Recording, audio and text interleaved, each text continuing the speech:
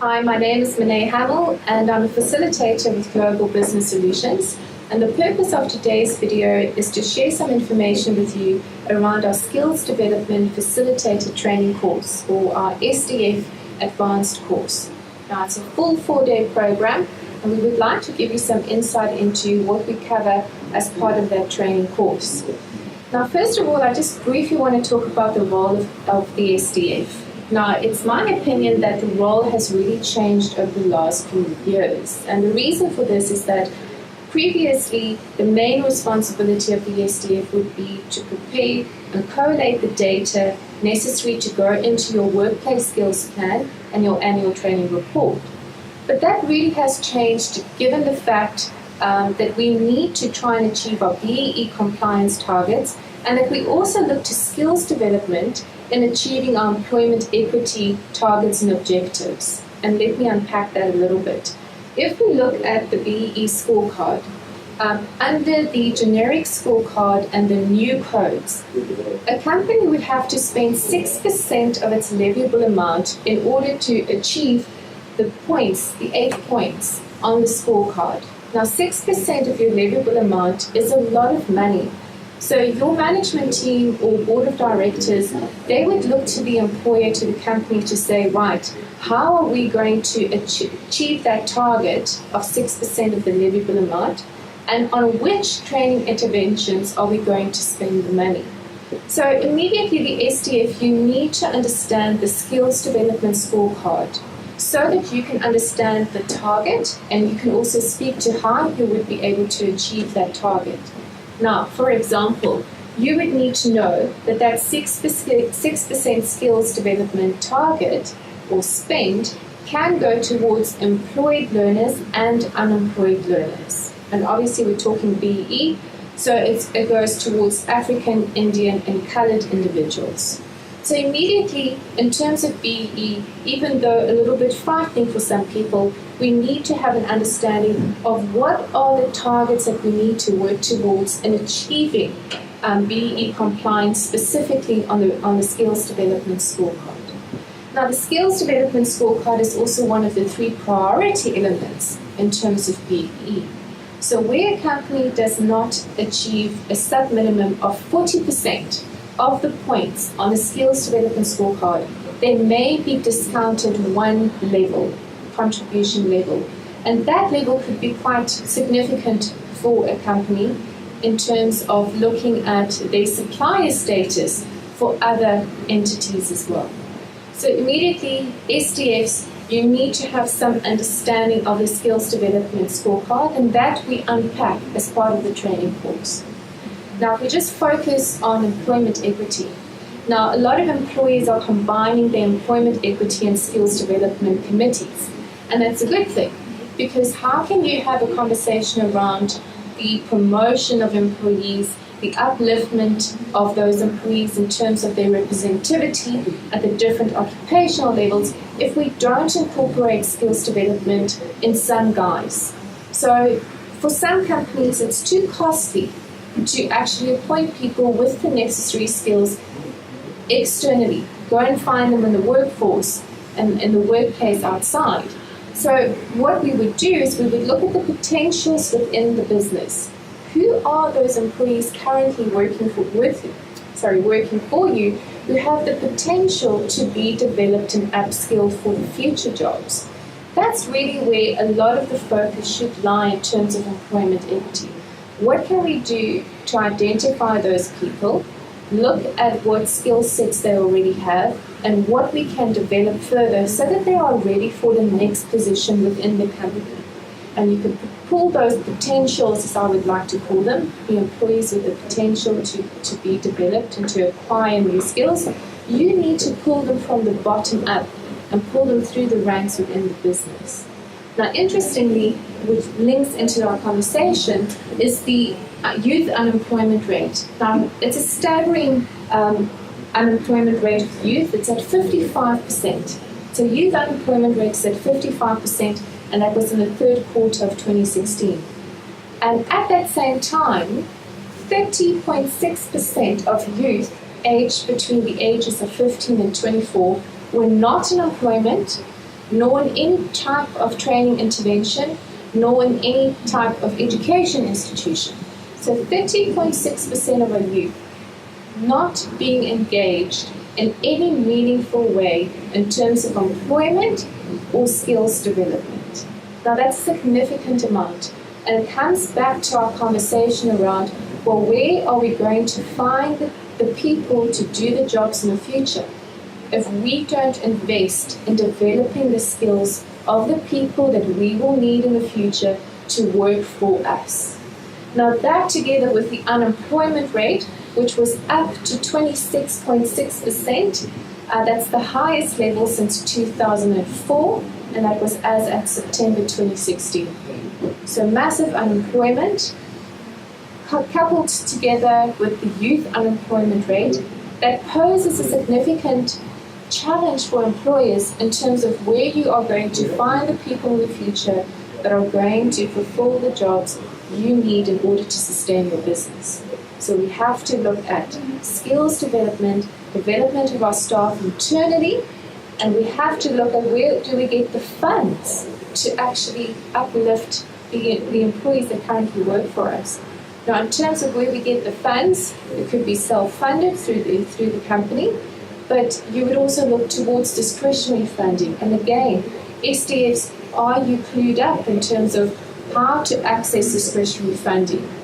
Are you perhaps familiar with some of those nuances around the fact that your discretionary funding intention to apply for discretionary funding should already be recorded in your workplace skills plan, which is due for submission by the end of April? So let us help you to unpack and to just navigate your way through all the different requirements in the skills development landscape. As part of the course, we also look at the different stakeholders involved in this whole process. And in terms of the stakeholders, there's also quite a few developments we will share with you. So I had the opportunity to sit in a 4 or 5 hour long QCTO information session. And you may be wondering, well, who's the QCTO? So just to clarify, in terms of training and development in South Africa, we have what we call a National Qualifications Framework, the NQF Act, and a framework. And essentially what it provides for is a structure so that if you complete a full or part qualification, you would know where this full or part qualification fits into the ladder of learning. So any type of training that you attend which is accredited would be pegged at an NQF level. Now the level ranges from 1 up to 10, 4 being your matric or your national certificate, and 10 being your doctorate degree. So what has happened in this space is that for the higher education qualifications framework, we've always known that the quality assurance body is the CHE, the Council on Higher Education. And then for the general further education and training qualifications framework, the quality assurance body is UMalusi. So that's the same. Where the change has come in for those employers that are perhaps also training providers, you would currently still be working perhaps with your CETA and the quality assurance department in terms of the training that you are delivering to your employees, or maybe even private training providers like Global. So we have accreditation status with our CETA, and the department within the CETA that deals with the accreditation is the quality assurance body. Now, what has happened in the background, and some of you may be aware of this, is that quality assurance function of the CETA actually belongs under the QCTO, and that's the Council, Quality Council for Trades and Occupations. So the QCTO is the Quality Council for Trades and Occupations. They are the third quality assurance body for qualifications on the NQF. Now, the interim arrangement has been that the QCTO delegated that function to the quality assurance departments of the various SETAs. So, again, traditionally speaking, you would have an accreditation status as a provider with your SETA. You would go onto the SACWA website and you would go and find a full or part qualification listed there. You would write your content material, develop your training material in line with the outcomes of the unit standards and the qualification. Now, that has changed somewhat under the QCTO. So first of all the historic qualifications, the qualifications and unit standards as we know them, 2,000 odd of them, are being evaluated to see which of them are being used. If they're not in use, they will be exited out of the system. Essentially, they won't be reinstated. And those that are being used are being realigned to actually form part of the QCTO, or rather the Occupational Qualifications Sub-Framework. So it's going to look different. And the purpose of this is that we are starting to talk in a different language. Essentially, we are starting to talk about occupations rather than just different qualification types. So where a learner is issued with an occupational certificate, it would mean that that learner is able to do a job. So that person is now qualified to be an accountant. That person is now qualified to be a finance clerk, for example. So training providers or employers that are also training providers, you need to know that the existing qualifications and part qualifications will continue to exist until the expiry date of that historic qualification. Thereafter, and perhaps even sooner, you need to start looking to the QCTO to go and find the equivalent of that qualification and to then ensure that you also register with the QCTO as your quality assurance body. So the quality assurance arm of the SETAs are dissolving, and that function is now residing with the QCTO. Okay, so that is something we would unpack in a lot more detail as part of the training course so that we can understand what are the requirements, what are the time periods around that, and also what are the costs involved. Because now, as private training providers, we also need to register with the Department of Higher Education and Training. And that needs to happen quite soon because your application needs to be in by the 30th of June 2017. So that's a little bit about some of the changes. Then I would just like to show you just one other thing in terms of the changing of the landscape. So previously, the quality assurance arm resided under the Quality Assurance Department of SETA, and now you can clearly see that that resides within the QCTO. So companies, however, you will still work with your SETAs in terms of the skills development levy. That will not change. So an employer will still apply for discretionary funding and submit their WSP ATR to their relevant SETAs. That function of the SETA remains as is. It's only around the quality assurance of training and development that that function moves away from the SETA and now resides under the QCTO. As part of the training, we unpack what are the changes that come with the implementation now of the QCTO model. And there are some significant changes for employers that are also skills development providers. And essentially, it's also important for the SDF to understand this because even if you're not a training provider as a company, you engage with other training providers. And you need to make sure that you contract with the right skills development providers in the future and you understand the model behind the assessments because there are some big changes coming in terms of the assessment models going forward for all full and part qualifications under the QCTO, that quality assurance body. Then also another change, or rather not a change, an update, the NSDS3, which is our National Skills Development Strategy for the country as a whole, that has been extended together with all SETAs until 2020.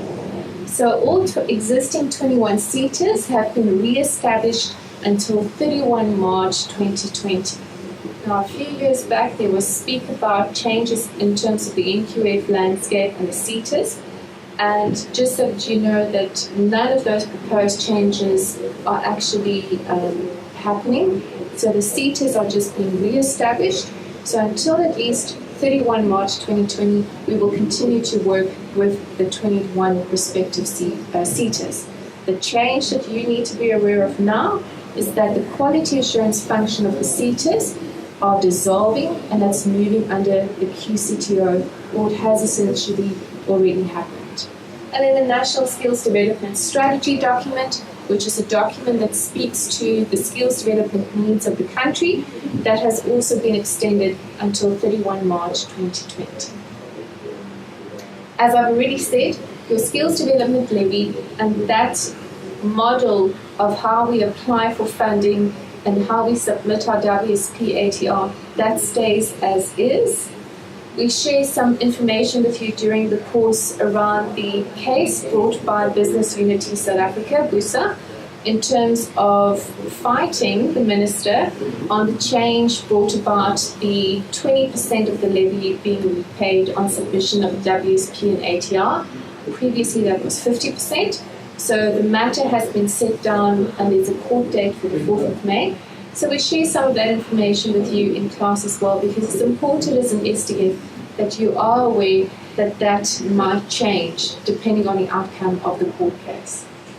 So in terms of skills development levy, also as part of the SDF training course, we explain to learners what it is, how do you get the maximum of that levy you've already paid back. You can only get back up to a certain value of that levy. The rest of the money is actually used and it goes towards the QCTO and the CETA, and a portion of that also goes to the National Skills Fund. So that's a critical piece of the information.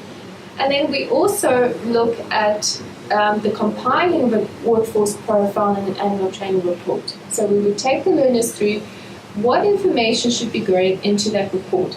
And we also link that to the BEE Skills Development Scorecard, because you have to make sure that on the BEE side you capture any and all type of training, formal and informal, so that you can get your maximum points, so that you can get up to that 6% leviable amount.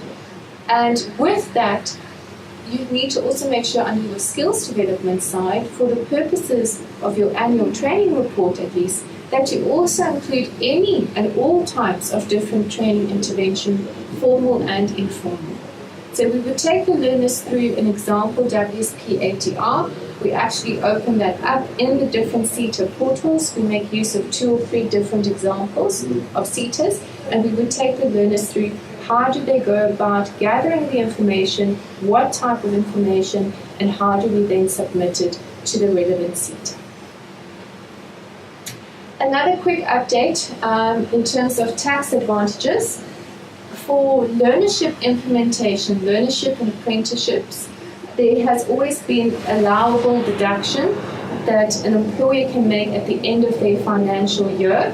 The values have just changed. So where you implement learnerships, in the year that you've registered learners on a learnership, you may deduct an allowance called an annual allowance to the value of 40,000 Rand per learner. You may deduct that.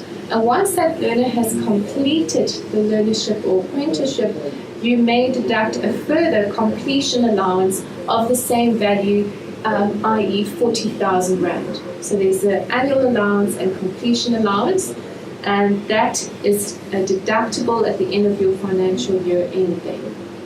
There's an additional allowance in respect of a person with a disability, which is 20,000 Rand, and also to note a change in terms of the Section 8 of the Income Tax Act. Depending on the NQF level of the learnership or apprenticeship, it'll be 40,000 Rand if it's NQF level 1 to 6, the learnership. It will only be 20,000 Rand if the learnership's at levels 7 to 10. So just important that we take note of this again, SDFs. you need to be aware of all the different legislation as well as the benefits, such as a tax advantage, so that you can communicate that to your employer. And essentially that's it. But really the purpose was to give you some insight into the critical items that we would discuss as part of the SDF course, and to also to illustrate to you all the different changes that is happening within this landscape at the moment, and really to just underpin that the role of the SDF is a critical one, and they should be seen as strategic partners in the business. So please do contact us if we can be of any assistance to you. We not only offer SDF advanced training courses, but we also provide our services as an external SDF to companies so that we can partner with you on these items, and we can assist you in compiling and submitting your WSP, in applying for discretionary funding, and also aligning your strategies in terms of skills development with BE and employment equity. So thank you for your time, and please do not hesitate to contact us. Goodbye.